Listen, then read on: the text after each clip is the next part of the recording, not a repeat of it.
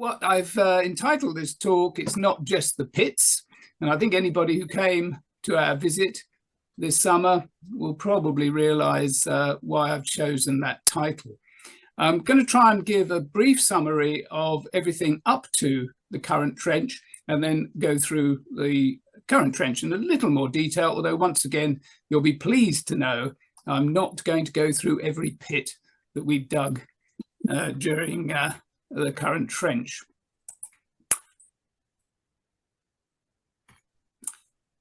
I think most of you probably know where Bridge Farm is, but I'm assuming there might be one or two people who don't.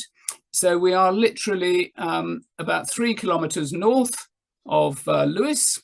So this is it here. And it's in a big bend of the River Ouse on the east bank. And most importantly, it's still in the tidal reach of the River Ouse and therefore navigable to the coast. We have done an outstanding amount of geophysics. So I just got something at the top of my screen, which I'm trying to get rid of. That's it. This, I think you can see here, this I think is most of it now. We originally went on the site looking for Margary's Road from London, which is that there, and we're rather surprised when we found this double ditch enclosure. But having expanded our geophysics, you can see, I think, all this very busy area. This is the road that goes down to Pevensey. We've got trackways, field boundaries, and lots of these dark splodges, which basically mostly turn out to be pits, I have to say. But of course, pits filled with artifacts. To show this in context, on the regional context, this is the M14 road, or RR14 as it's now known, coming down from London down to Bridge Farm, where it joins with the Greensand Way from Chichester to Pevensey, Noviamagus and Ridos. Margery had it going down to Lewes, but we can't find any archaeological evidence of that. He did that because he didn't know where else it was going to go. What he didn't know, A, that there was a settlement at Bridge Farm, and B, that there was a road going down the western side of the river, which Rob Wallace discovered in 2005. Because the important thing about the road from London is that it comes through the western iron production area. There's some quite big sites there, Oldlands and Old Cast Iron, but also we have a good few villa sites. And in fact, there's another one, which is not on this map, just about where the D is, which hasn't been excavated yet, but was discovered a few years ago. But what we mustn't forget is that as well as the iron, there is also agriculture. And so you're looking at both grain and livestock, which was also obviously an important product for the empire. Just across the river, of course, there is a large complex, villa complex. So here is our settlement. The river's running around here. This is the road that Rob discovered. And the villa complex and bathhouse complex is just over there. It's a big corridor, corridor villa with another aisle-shaped building and also a T-shaped building, which is not on this plan, but it's just about there. The bathhouse is not where it's shown.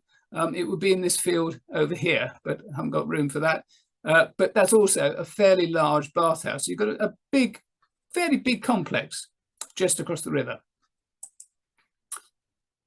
The road Rob discovered turned out to be, I think originally it was thought it might just be a an estate road to the villa, but in fact it goes right on past the villa. We've traced it with geophys well to the south of the villa, and we've actually undertaken two open area trenches, one from 2007 through to about 2010. One in Pondfield up there, this is the plan of that, and one here in Courthouse Field, which is this photograph here. And we did it over the top of this S-bend because we couldn't work out what it was. And you can see, I think there, that it does actually do that. It probably is going to avoid or to cross at right angles some paleo channels, which obviously would have been quite damp. And this is quite a substantial construction, although we haven't got the top surface. There's about 0.5 metre thick of very big downland flints. And of course, downland flint is not natural to this site. It has to have been brought about 3 kilometres up from the downs at probably Morling. I'm not going to go through the finds that we got there, but one I will mention is this coin of Flavius Honorius. So you're looking at about, well, being lost at somewhere probably even in the early 5th century. The geophysics we undertook in 2011. In 2012, we were mainly concerned with securing an HLF grant, substantial grant, which we did, which meant that in 2013, we were able to start with actually 4 trenches, open area trenches, a big community dig. I think remembering we had, I think, nearly 400 people involved in that. We ran free courses, and I think all volunteers came on free in those days because obviously of the funding. And going on, so these are those 4 trenches. And the main thing we wanted to do was to try and look at the part of the enclosure ditches, but also to compare it with the roadside ditches. And there are these roadside ditches coming down through here. And the green is the enclosure ditches. And from pottery, we were able to date those particular features, the roadside ditches, to mid to late 1st century, whereas the enclosure ditches were probably around about 200 AD, give or take.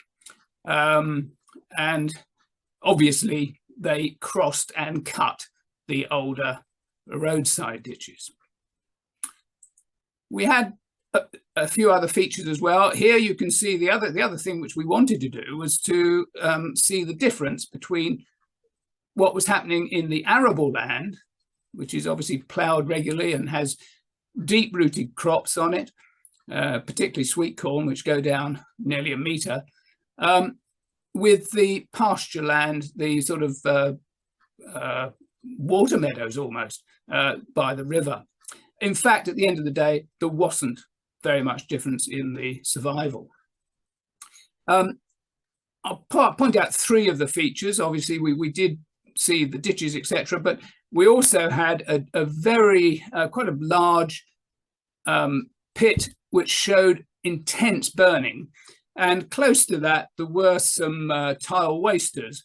There's not much evidence to go on, but it was suggested this might be a clamp kiln for small tile production.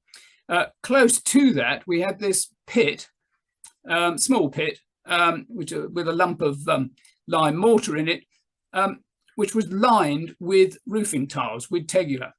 Now, in fact, there have been some of these, I think, found in Germany, and over there they thought they were probably some form of cold storage.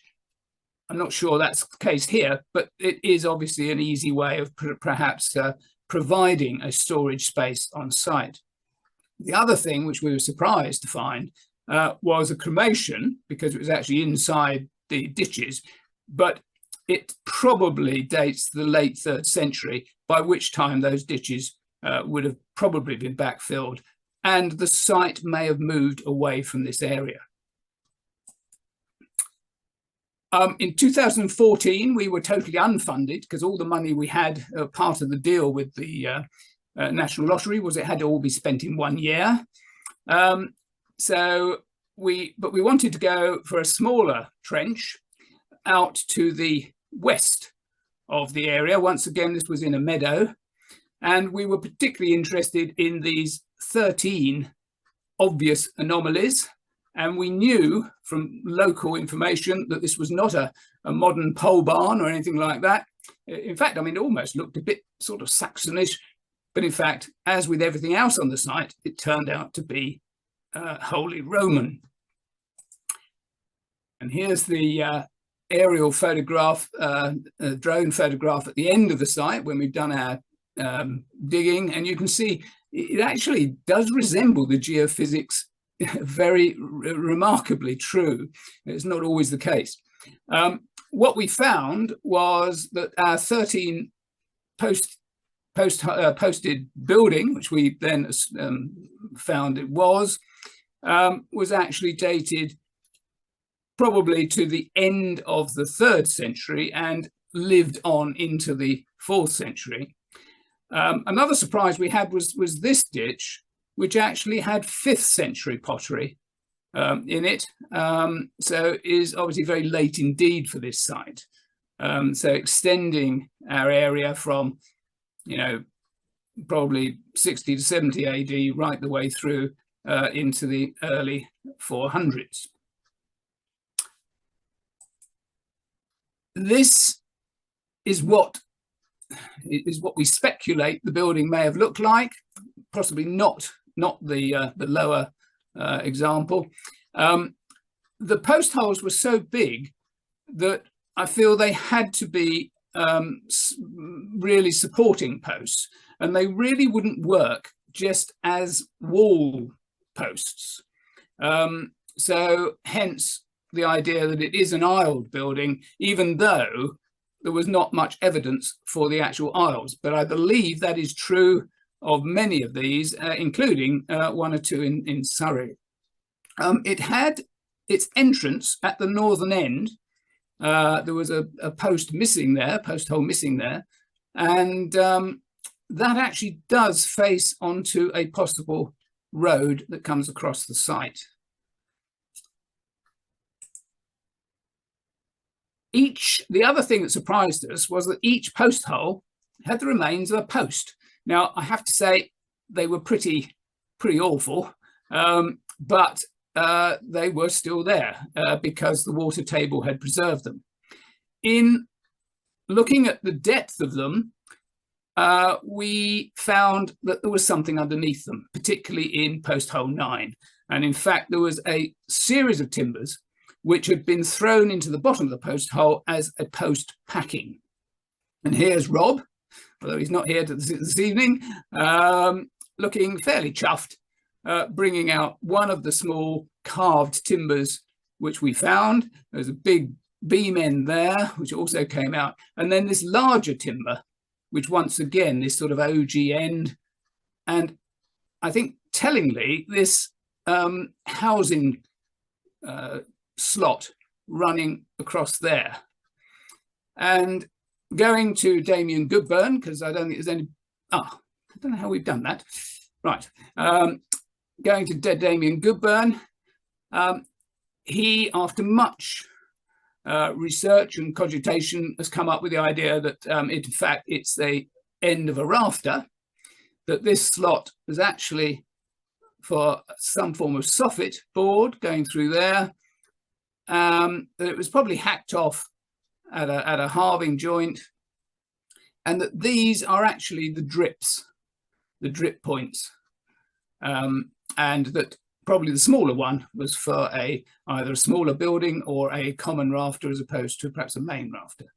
The problem we've got with this is there aren't any comparables to compare it with. So at the moment, we're just, well, Damien and we are sticking our neck out and saying, well, that's, until somebody else comes up with a better idea, that's what we think it is. In which case, I think it's one of the only rafter ends probably in northwest Europe, but once again, I may be over egging that. In 2015, we decided that we really needed to look at the intersection between the road from London and our enclosure ditches. And the geophysics looked as if the enclosure ditches actually cut the road. And that's the rather hasty proposal that we went forward with. We had to leave this chunk out of here because we got too much spoil and we were in the middle of the sweet corn, so we couldn't actually expand outwards. What we found was the complete opposite, that in fact the road that we'd got actually was laid over the top of the refilled ditches, although of course with some subsidence where obviously the compaction of the soil. The roadside ditches did show pottery from an older period, so either it had gone in there residually, or it could be that, of course, this was a replacement road after the ditches had come through, but we didn't find any evidence of an earlier road. And it does come in at a rather strange angle. So we are thinking that this probably is a 3rd century road, and possibly the 1st century road was slightly more centrally located.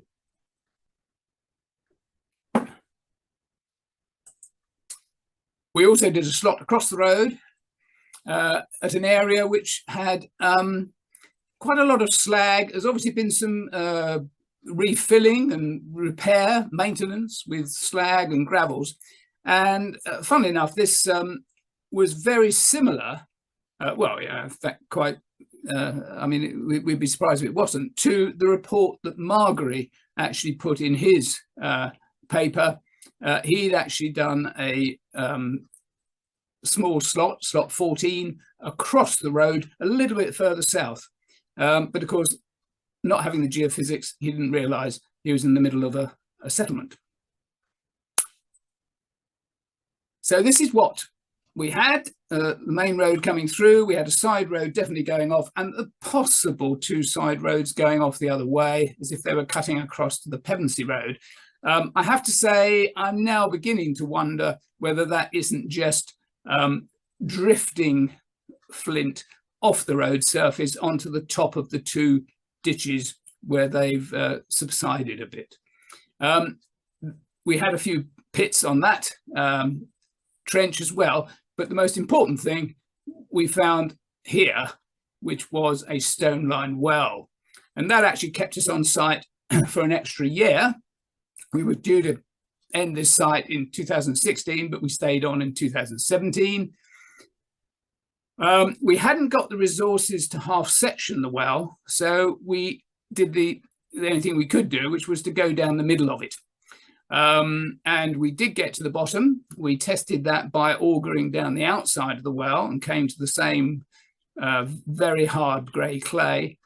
And the interesting thing, apart from the amount of woodwork that we've got out of it, was the actual structure, which started with big blocks of chalk. It then had a frame of wooden planks, smaller chalk pieces going up to an iron pan, where it changed to an ironstone and then flint conglomerate above that. And strangely, that iron pan was where the water came to every morning when we stopped pumping overnight.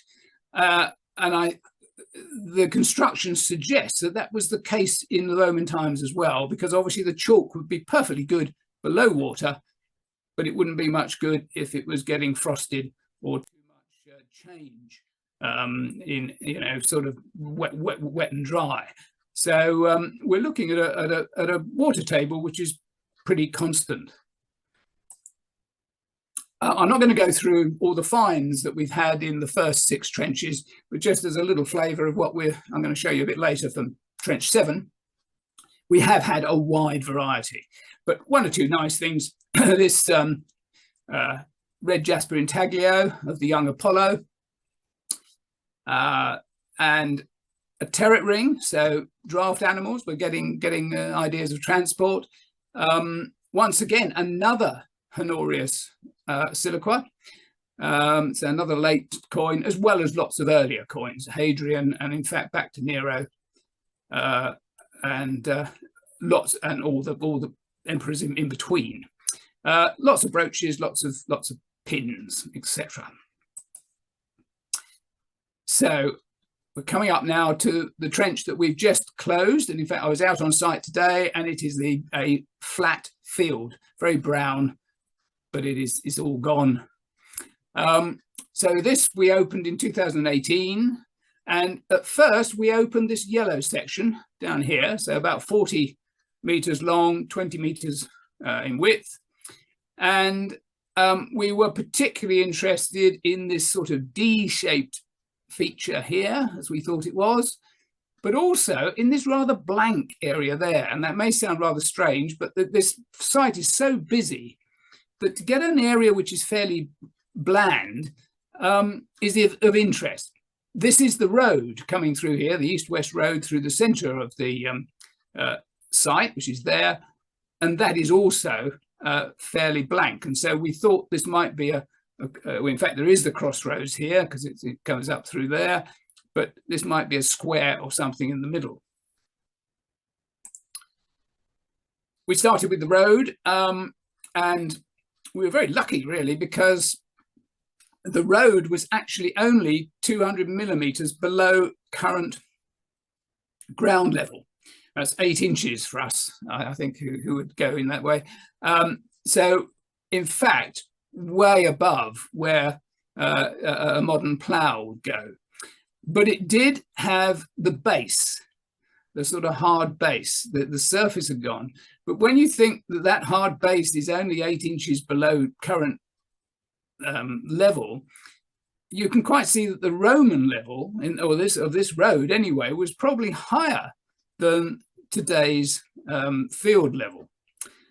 There were some flints. Unfortunately, on the bit we did the slot through, it doesn't show very many, but there were further in other areas. And in fact, I can show that here. This was only for about 10 meters. After that, it became entirely blank. There was nothing at all, which in itself showed that that was the road. But for this 10 meters up in the southeastern corner of the trench, we did have the road coming through. And you can see here the plough furrows coming through on this plan. And the other thing is we had this consolidated flint coming through on the northern edge, which we think is where the camber of the agger actually cambers down. And so you've just got it's been missed a bit by the constant ploughing. These are some of our Canterbury Christchurch students actually busy doing the work on this before we drew this plan, including Blake Galloway, who's gone on to be one of our supervisors. The other thing which we discovered quite close to that, the road went through here, and we're now up on the northern corner, was we started to pick up lots of little bits of tile. Sorry, I must keep the cursor out of the way. We didn't think much of it until we ended up with boxes of it. Then we started to look at and go back through the finds and pick them out. They're all rough 20 millimeter cubes, and I think you're looking at coarse tile tesserae. We've ended up with something in excess of 6,000. I've got 5,600 up there, but that's a bit old. I think we're well over 6,000 of them, which sounds a lot until one evening I sat down and worked out that it takes 2,500 20 millimeter cubes to make a square meter. Our thoughts on this are that it is not any sort of pavement or floor, that it's more likely the result of a deposit of building materials, or possibly even debris from a manufacturing site.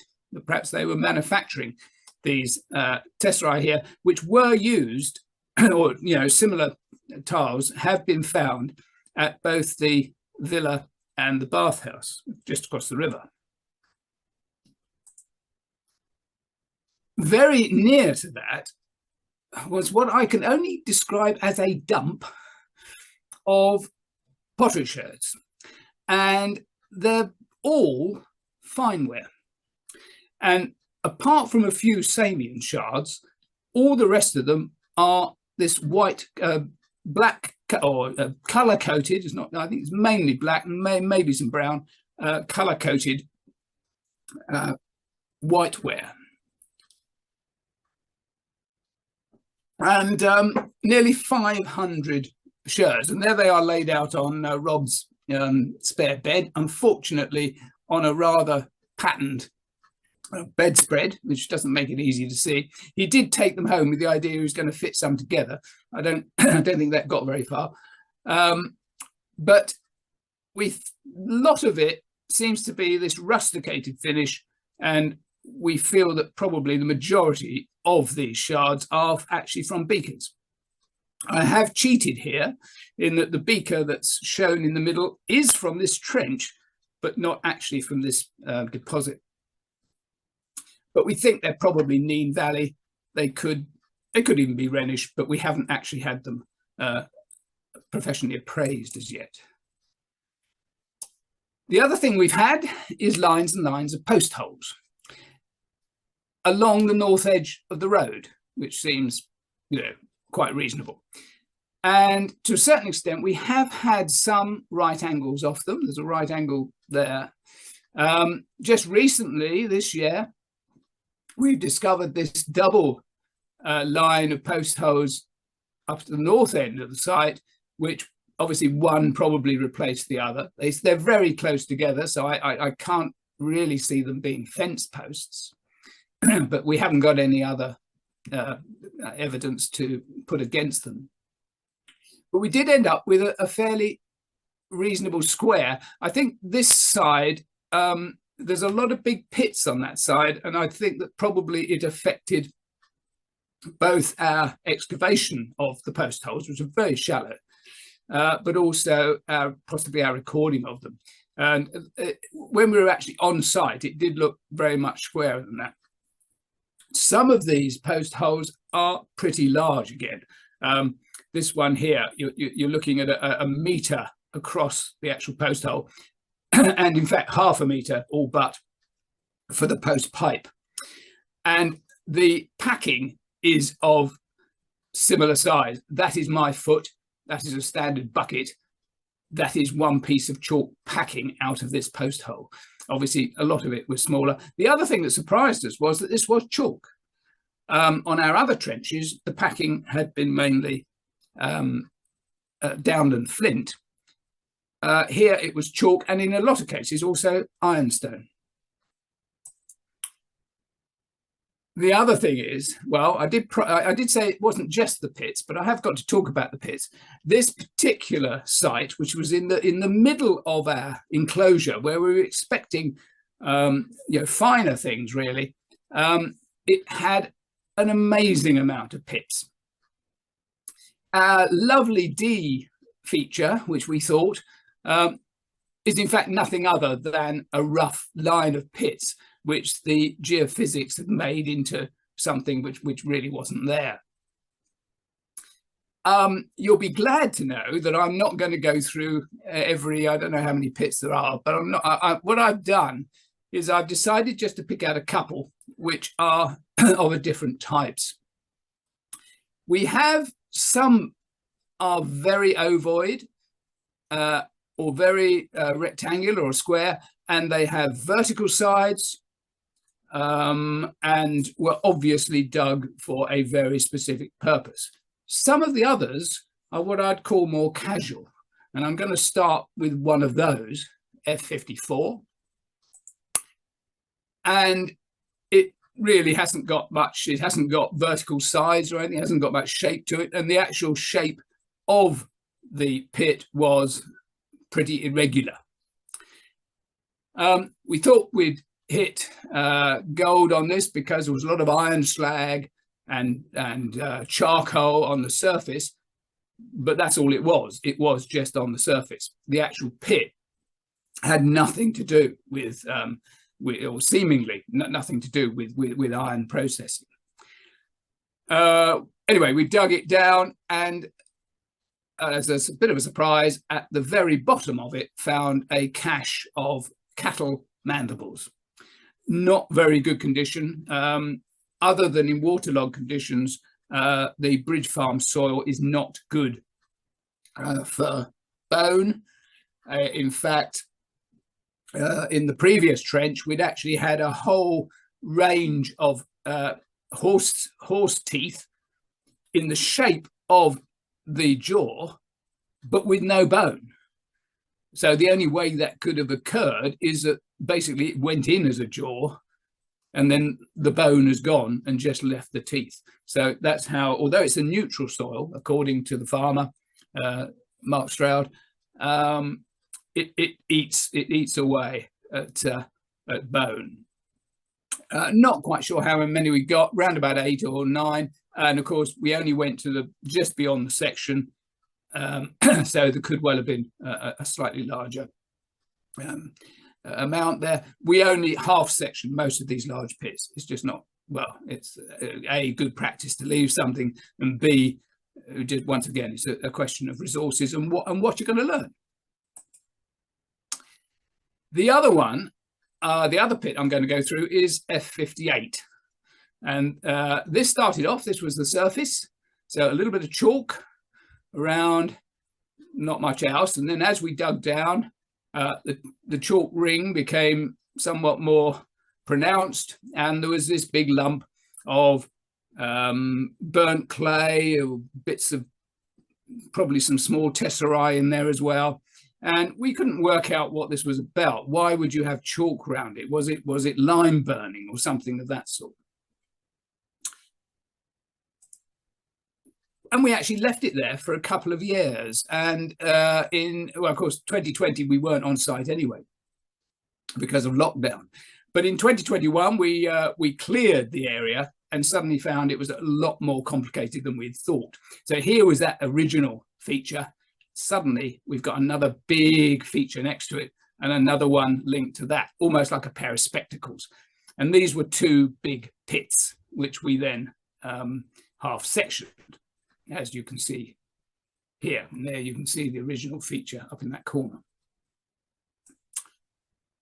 The western pit was multi-layered in very red burning charcoal, obviously some sort of process going on, or the backfill of a process that involved intense heat. The other pit, which at the time we thought was linked, now having second thoughts on that, but we haven't really come to a conclusion, had once again a sort of dark charcoal full fill at the top, but then become quite different as it went on down. And we never got to the bottom of it at that time, and we never, I don't think, got to the end of it. So this is really a false end, and it's certainly a false bottom there. And in 2023, our site manager, Andy Simons, put on his full wet kit and decided he was going to try and get down a bit further. The pump didn't pump mud very well, but he did get down, and he came across the corner of a wooden frame. And it was quite much larger timbers than we had in the well previously. But once again, we're thinking, yeah, that looks like the corner of a wooden frame of a well. This is Rob, who of course is also the safety officer, proving that health and safety is obviously for other people. But this is open day 2023, where he's trying to explain what on earth's going on. What were we going to do in 2024? Could we really just leave it? Well, of course we couldn't. Interesting.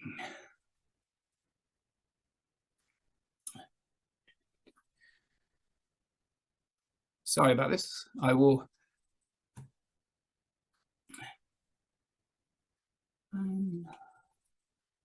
Right. Playing about. We had to literally, in order to do it safely, we literally had to dig an awful lot of ground out.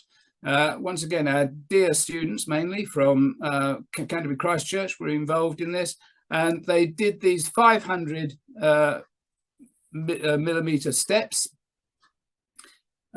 leaving this at the time because this was the section that we had to draw of the pit. And of course, all the soil that was coming out had to be put in buckets ready for flotation, which is what these three young ladies up here seem to be enjoying themselves doing. I have to say we've still got an awful lot of buckets to do. It's a job if we get some nice weather, I think. We did obviously realise that we couldn't carry on safely without doing something to that section, and so hence we put up at least, a basic shuttering, which actually did hold that section up. This is George Morris, probably one of our main supervisors. We didn't tend to have the students down in this. We really felt it was something for supervisors to volunteer for. And you can see he's now getting down to the top of a square frame there. And this is, in fact, a bit further down. Obviously, we've got sandbags and things trying to support it. This round here is the well cut, and obviously this is the square frame, which is an overlapping half joining. It's like an Oxford frame, I believe it's called, where you literally have halving joints and the timbers actually go through. In this particular case, in fact, it's not quite that, because these timbers don't seem to, come through at the sides necessarily, which certainly had happened in the one we had in 2017. But very deep. These timbers are, a much bigger and much thicker, much more a structure, whereas the ones we got in the stone line pit were really just a lining. And this is actually a 3D shot, which I ought to be able to swing around, but I actually haven't been able to work out how to do that in a PowerPoint yet. But once again, it does show the depth of the timbers that we've got in there. We did manage to get down once again to the grey clay, hard grey clay at the bottom, which we think is once again, we have got to the base. Interestingly, at the same time, or the same year that we were doing this, Mola were doing some work for the National Highways up on the A428 at Black Cat and Caxton Gibbet, and they found a couple of wells. Now, obviously, they are financed by presumably the highways authorities, and so they could put a bit more effort or logistics in it than we could. So you'll see their stepping down is very much, and of course they had a lot further to go down, but it did mean that they could actually side section their well, which unfortunately we couldn't do. But the interesting thing is that the actual size of those wells is pretty much the same. That is a 500 or half a meter with a bit either side, so what, 720, something like that. This is a meter one, and once again, we're looking at about that sort of 720, 750. So very, very similar size. I have emailed Mola to try and get a contact that we can perhaps have a chat with. The other thing is there were some big sort of roundwood timbers thrust down the side, which presumably at one stage have perhaps been upright and supporting the edge of this timber.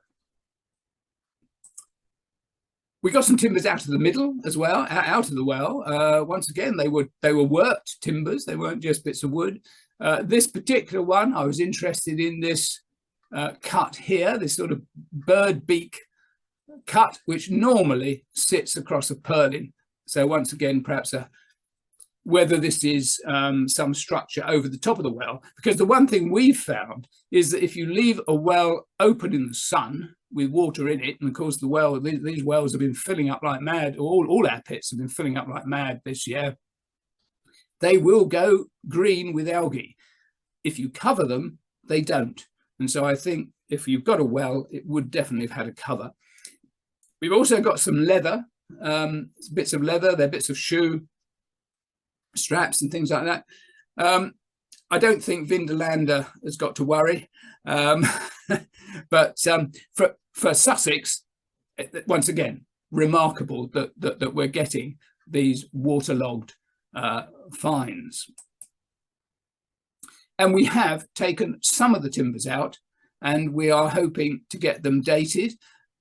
If they won't date by Dendra, which we hope they might, there is now a different technique, which I ought to be able to tell you what it is, but in fact, it's Rob who's really got into this, and we have made contact with somebody who's experimenting with that technique, and I believe is down in Swansea, and I believe he is willing to have a go at getting some fine dates on these timbers, which would be brilliant. Obviously, carbon dating is no good. Yeah, plus or minus 100 years. Okay, it's Roman. Well, I think we pretty much know that they are Roman. These are some. Once again, this is Blake, who you saw earlier, 2 or 3 years on, and Andy Bradshaw, our main site supervisor. And they carefully lifting that out straight into a box, a plastic box, where we've obviously filled with water and kept them moist for the time being until they can be conserved. And the chap who's doing the dating has said, don't worry, they can be conserved. It won't affect his dating. We literally found that out, I think, in the last day or two. Once again, it's going the wrong way. Bridge Farm, yes, the finds. Once again, someone I ought to introduce you to is Nancy Wigington. Those who came down on site, I'm sure probably met her.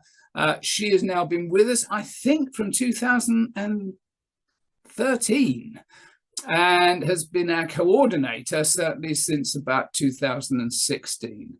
And now joined with Julia Montgomery, a very good team, really sorting us out.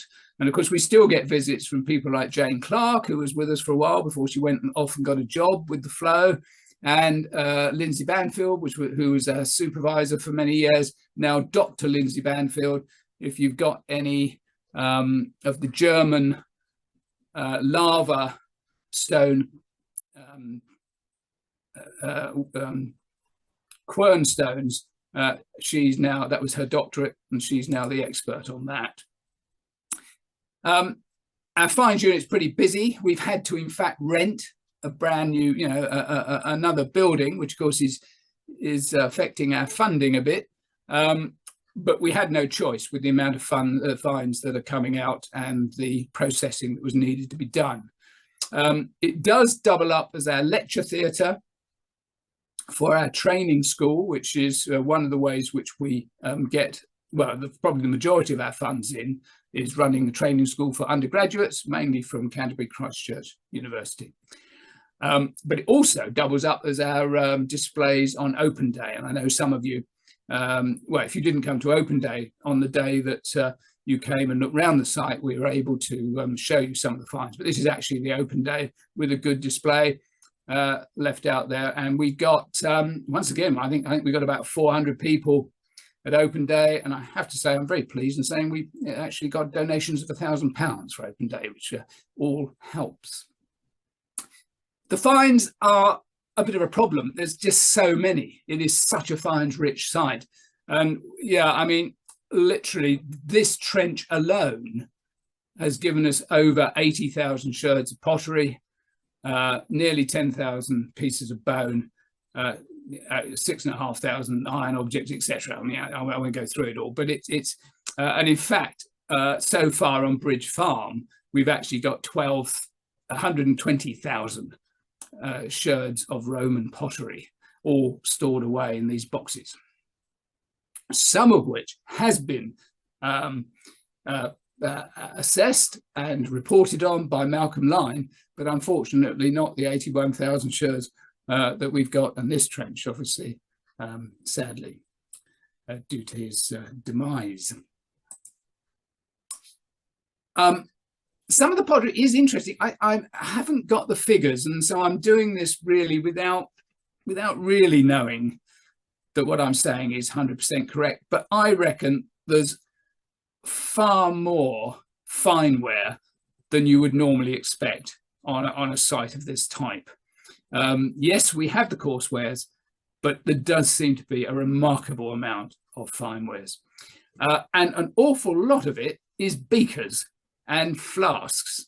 We're certainly, the eating and drinking habits of the Roman eating and drinking habits of this site shows it was a very Romanized site, I think.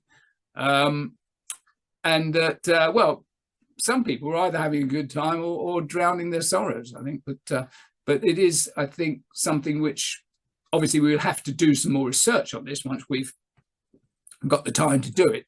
But it certainly looks at the moment, I'm convinced that we have got, as I say, more finewares than one would expect. We've also been getting a lot of complete vessels, or vessels that we've been able to complete, or nearly so. Yes, we've got the good old East Sussex cooking and storage pots. But once again, we're back to our flasks again, and some rather interesting, this very big bulbous jar or beaker with this raised design. Once again, of course, very practical from the point of view of holding it if it got wet and slippery. And of course, your black burnished ware dish. I'm sure nearly every site known as dog dishes, even though they're not. That's just a very small amount. Quite a bit of Samian, particularly in Trench 7. And once again, I'm only talking about Trench 7.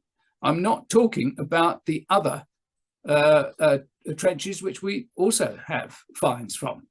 And we have a good selection of decorated Samian. And yes, we can work out where it's come from the maker's marks, from the particular designs, etc. Virtually all of it is Central Gaulish, and most of it from the zoo.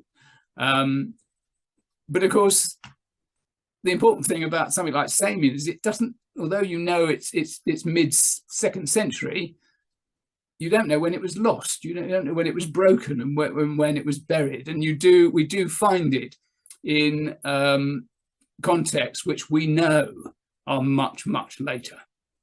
So not too much help in some instances with the dating. Although the amount that we found in this particular trench, along with other evidence that we've got, does suggest that this central part of the enclosed area probably was busiest in the mid-2nd century. Whereas the trench we had a little bit to the 50 to 100 yards to the north seemed to have much, much later. Once again, I do like this sort of cut glass effect of this piece. This sherd caused a bit of interest. Everybody thought, oh, we got some gladiators fighting, until they looked at it a bit more closely and realized it was something a little more intimate than that. Lots of brooches, lots of pins, some rings, another intaglio, and this one's quite interesting because it's actually the trophy of arms design, according to Martin Hennig, and I'm not going to argue with him, and therefore potentially of military origin. It's the sort of thing that a soldier or an ex-military person would wear. This also, this harness strap, is more military than domestic. So we are beginning to wonder with these formal ditches, big ditches around in the enclosing of the site, which you only get by official sanction, or in fact official order, as to whether at some stage, at least from an auxiliary point of view, there may have been some military involvement in the site. And in fact, one of the jobs which our finds team are going to try and do is to look at all the brooches to see if any of them are more of a military design. But once again, the brooches we've got in Trench 7 are tending to be earlier. They're tending to be, some of them, these almost safety pin type things. So, you know, late 1st into 2nd century. The coinage is the same. Now, normally on a Roman site in Britain, what you expect to find are loads and loads and loads of later 3rd century radius. In this particular trench, we have got some, but we haven't got many. It's seemingly at the moment, the majority, we've still got David Ruddling to look at these, when he gets the time, but it seems that the majority, or there is not I won't say the majority, but there seems to be an extra amount of 2nd century, from late 1st through to early 3rd century coinage, with just a small spattering of the later coins. Now, this is in complete contrast, once again, to our trench number 6, where we had a much more usual Romano-British pattern, dominated by radiates and, to a certain extent, some of the House of Constantine coins. From metal detecting, particularly, we do have a complete range of coins through virtually all periods, even back to Republican coin. Of course, they were still being used in the 1st and 2nd centuries. But once again, right the way through to our Gratian and Honorius coins. These are just literally a few of the better examples that I've picked out. So, late first century, starting with probably a small official staging post right down by the river, as part of the actual, I don't believe it's a settlement which grew up at the side of a road. I believe it actually is part of the actual road construction. It was built at the same time, and it is the terminus of this road down from London at this point, right by the river. It floods today. I don't see why it didn't flood then. If you're going to build something there at that stage, it's got to be the river that you're after. Once again, we've got this demand for both grain and iron at that time. During the 2nd century, and certainly towards the very end of that century, beginning of the 3rd century, you've got this double ditch enclosure, which is, you know, quite not an inconsiderable labour. And as I say, you only get that around certain sites. There are a lot of even residential sites, villages, etc., which do not have that. It tends to be on road sites. It tends to be on official sites. At that same period is probably our possible rafter end, because obviously it's got to predate the building that we were actually investigating. 3rd and 4th century, things get, I think, very much more relaxed. I think the official side of things have gone more, and we've got this new big road coming in at an angle, which, you know, whereas the old road, I think, went up through here. We haven't actually fully proved that yet, but that's still to be done. So the emphasis is turpency, as a, you know, perhaps rather than so much towards the river. And here we've got our 13 poster building from this period, and also, of course, very much later, this weird ditches at a completely different angle to anything else on the site. Everything else on site, all our trackways and field boundaries tend to be on this axis of about north by northeast. Of course, at this time, the iron industry is more or less packed up in the Weald, so we're looking very much at the at agriculture, and of course the demand for grain and other agricultural products across on the Rhine. I'm not suggesting these necessarily came from Bridge Farm, but well, who knows? Why not?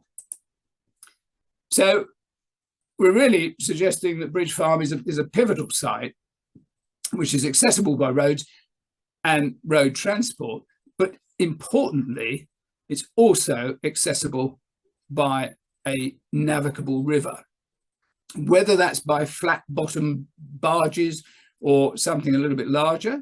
Obviously, we can only speculate. But loads like iron and grain, which are both bulky and heavy, aren't going to go too far in an ox cart, which only does 15 kilometers a day. And of course, you can get, you know, perhaps 10 of those ox cart loads into a barge, and even more into a small boat. And we do have some information from the Edict of Diocletian, which suggests that river transport was 6 or 11 times cheaper than taking stuff by road. There is an exhibition at the moment on at Worthing Museum, which has a lot of some of our finds very nicely displayed, and that exhibition is on until the Sunday the 12th of January. They're open Wednesday to Saturday, and it's free. Worthing Museum and galleries are free. For further information on Bridge Farm and on Culver Archaeological Project, there's an awful lot on our website. You've got details of volunteering, field school reports, articles, PD presentations, and also we obviously put diary dates like excavation dates and open day dates and that sort of thing on there. There's also contacts if anybody wants to actually get information by email or join the project in any way. And those, once again, those emails are on the website, so you don't need to be scribbling those down. And that is the end of my talk. Thank you.